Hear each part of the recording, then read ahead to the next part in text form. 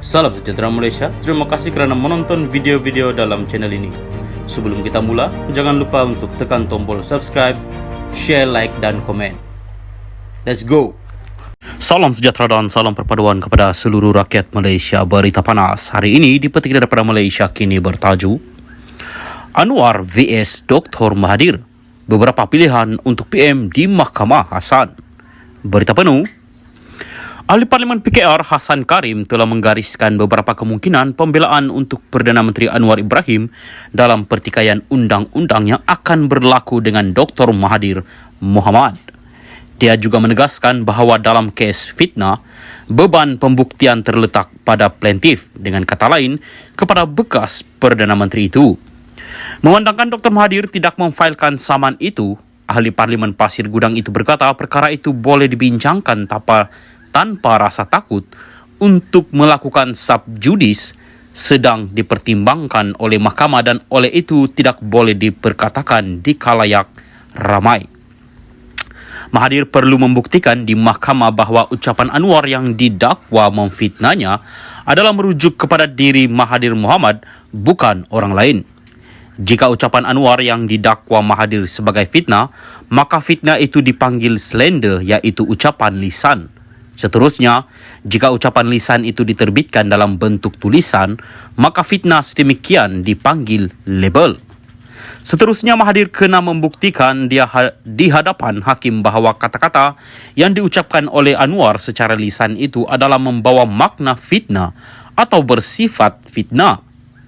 Seterusnya, Mahathir kena membuktikan bahawa Anwar mempunyai niat jahat ketika mengeluarkan kata-kata yang dianggap memfitnah itu, katanya pada satu kenyataan hari ini.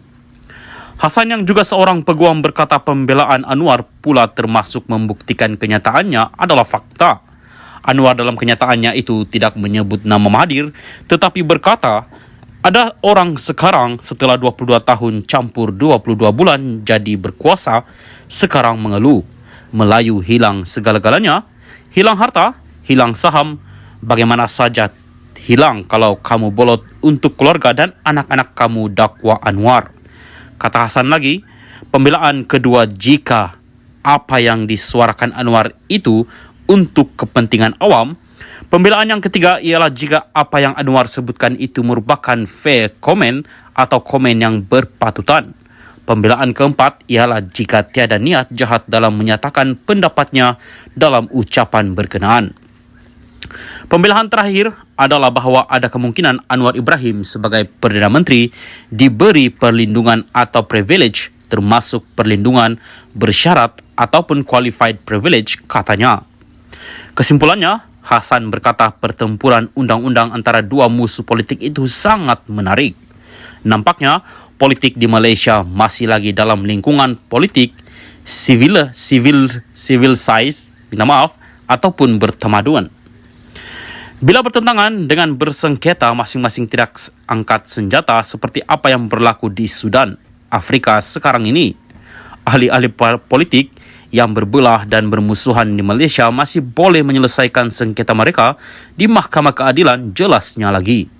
Mahathir dan Anwar berseteru sejak 1998 apabila Mahathir memecat Anwar sebagai timbalan Perdana Menteri. Bagaimanapun, ini kali pertama musuh politik itu akan bertempur di mahkamah.